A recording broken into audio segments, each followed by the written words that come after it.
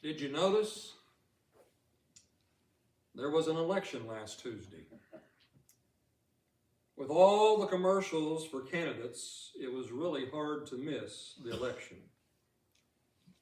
By the way, have you missed those commercials now that the election is over?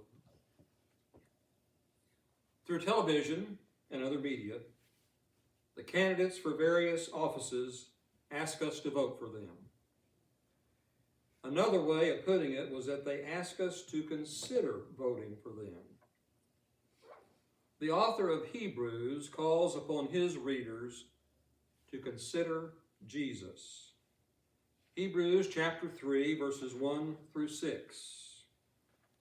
Therefore, holy brothers, you who share in a heavenly calling, consider Jesus, the apostle and high priest of our confession, who was faithful to him who appointed him, just as Moses also was faithful in all God's house. For Jesus has been counted worthy of more glory than Moses, as much more glory as the builder of a house has more honor than the house itself.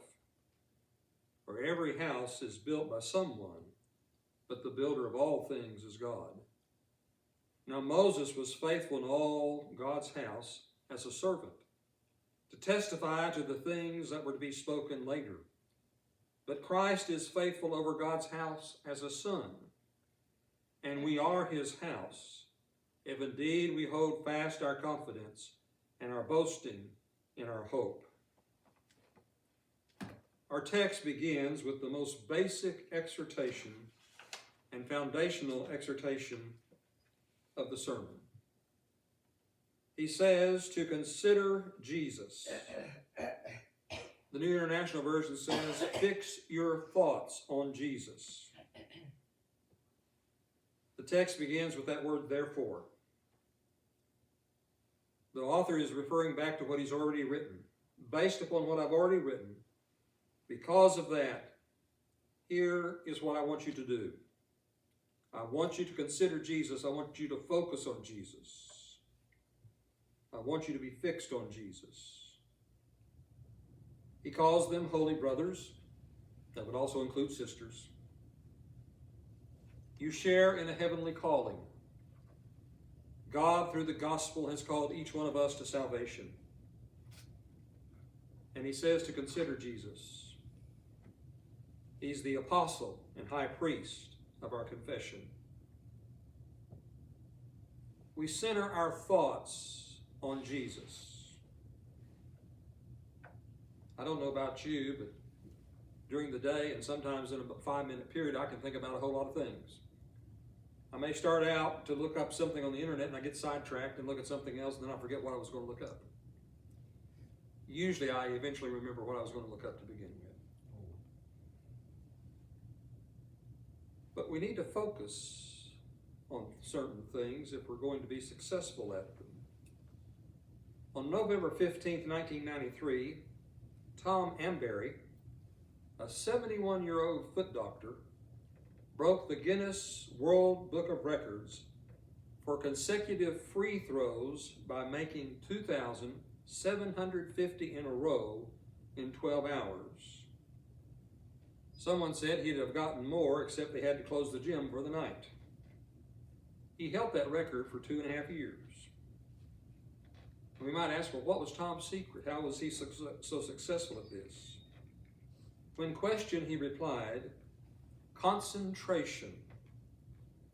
The more I read about it and looked into it, the more I realized the only way you do it is practice. You have to perfect all parts of your technique. Then it's just focus and concentration. You have to put all other thoughts out of your mind.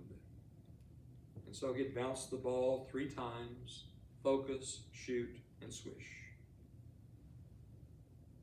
Dr. Tom would shoot 500 free throws every day in a gym in Orange County, California. And he shot with 99.5% accuracy. He was successful at his task because he was fixed, he was focused. And the author of Hebrews He's not saying, just think about Jesus a little bit. But he's saying, fix your thoughts, center your thoughts on Jesus. Based upon what he's already written, he calls upon his readers to consider Jesus. He has pointed out that Jesus is the exalted Son, who is greater than the angels, but made himself lower than the angels for a little while. Jesus is God's faithful Son. He is further identified as an apostle, as well as a high priest. An apostle is one sent.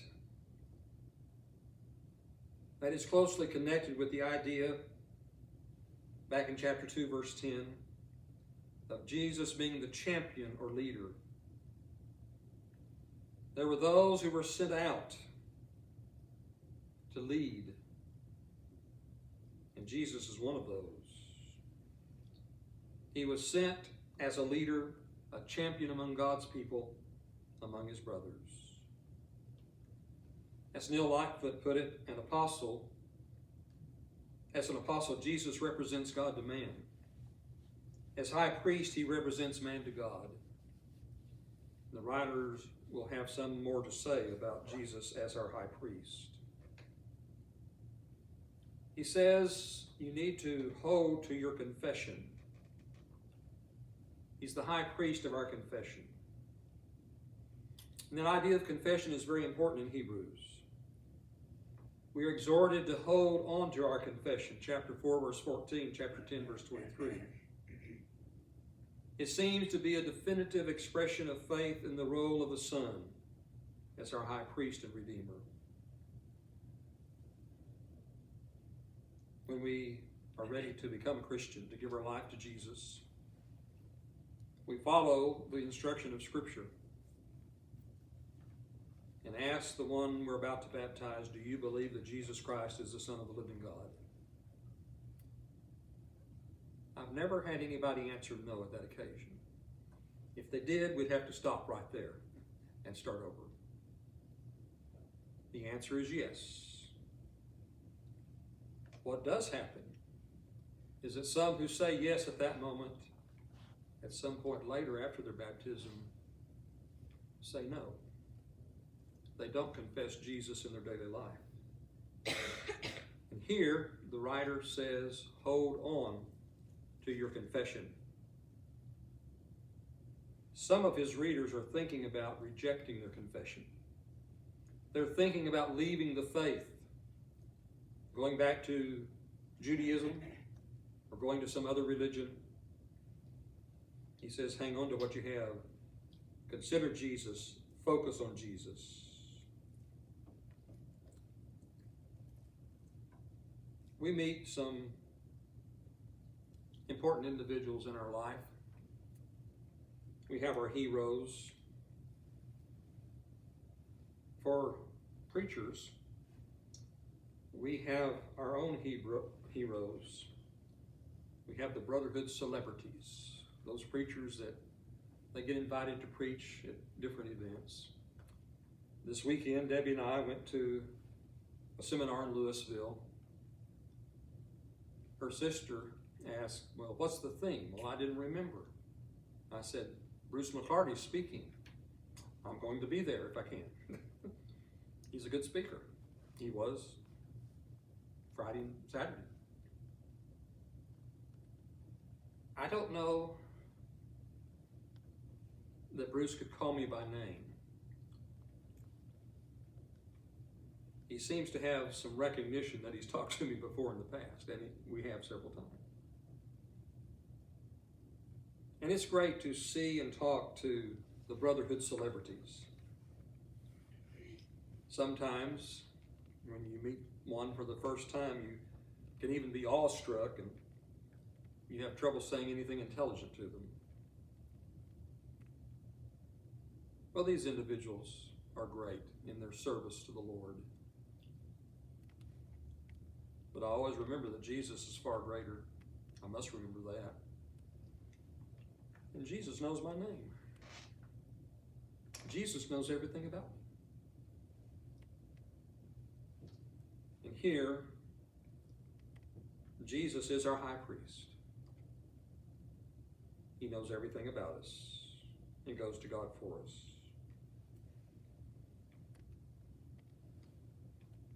The writer mentions Moses. Moses was great. And these first readers of the book of Hebrews were probably from the Jewish background. Before they became Christians, they followed the Old Testament. Moses was their hero.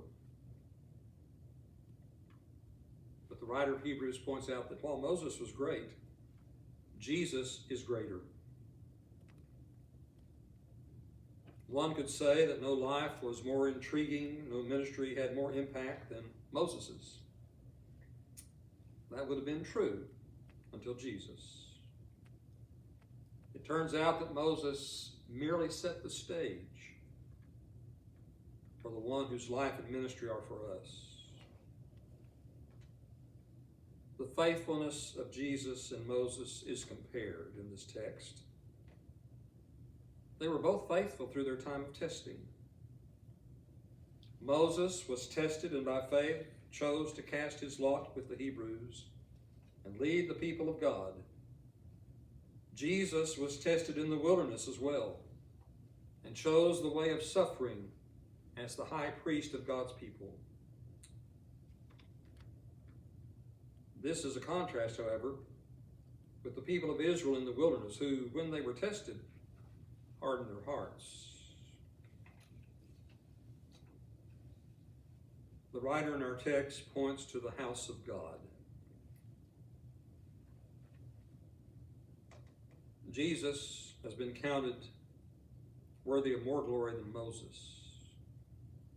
As much glory as the builder of a house has more honor than the house itself. I can tell you that Frank Lloyd Wright was a great designer of houses and other buildings. At this particular moment, I can't name one house that he designed. But I remember his reputation. We may admire a house, but the one who brought that house together was the designer, the builder. Our author is saying, every house is built by someone. But then he says the builder of all things is God. And that is basically the same as saying the builder of all things is Jesus, because Jesus is God become man.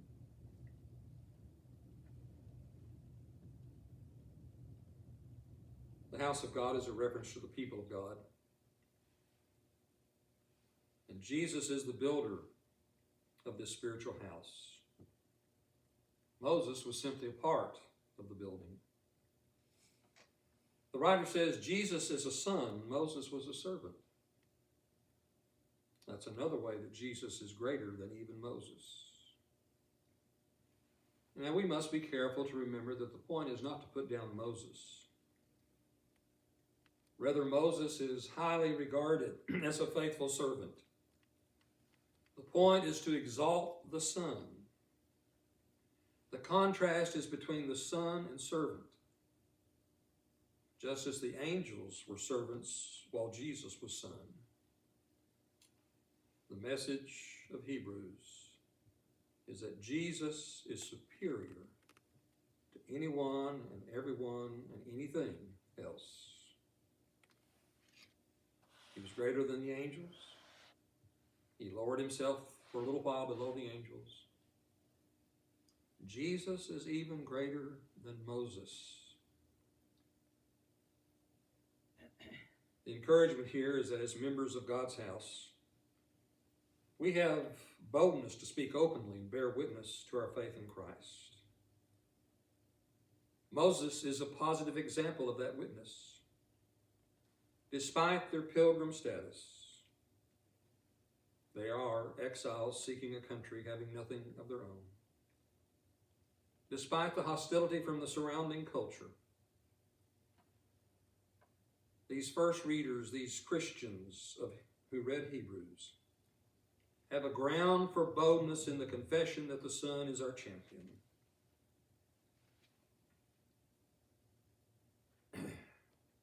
First, the author says, consider Jesus. At the end of our text, he says, hold fast our confidence and our boasting and our hope. Whatever obstacles may come against us, because we are followers of Jesus, because Jesus is greater, we have the confidence to keep going, to even boast in the hope we have.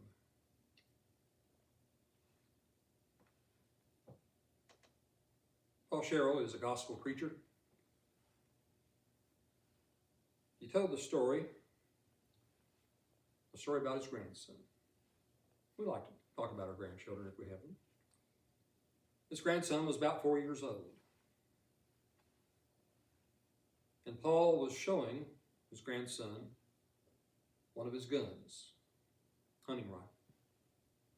And he was showing him the shotgun.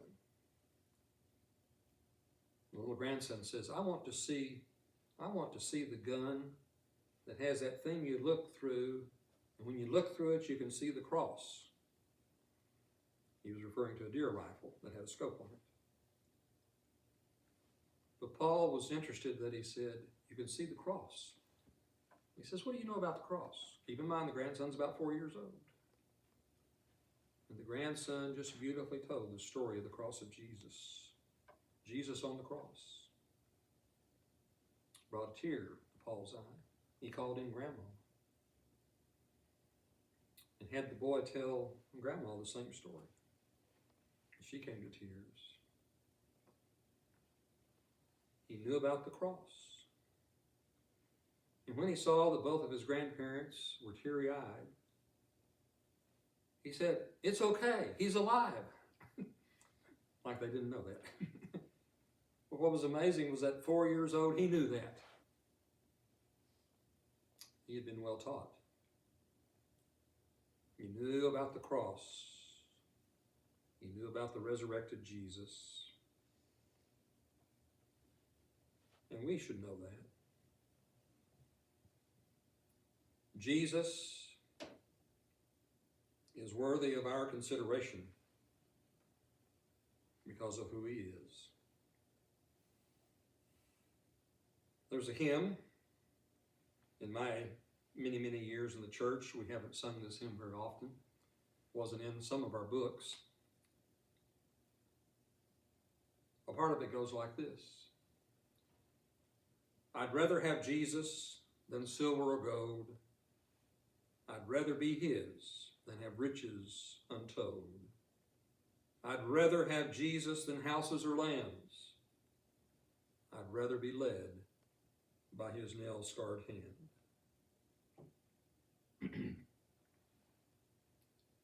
I'd rather have Jesus. Consider Jesus. Fix your thoughts on Jesus. Let us do that. And let us always choose Jesus.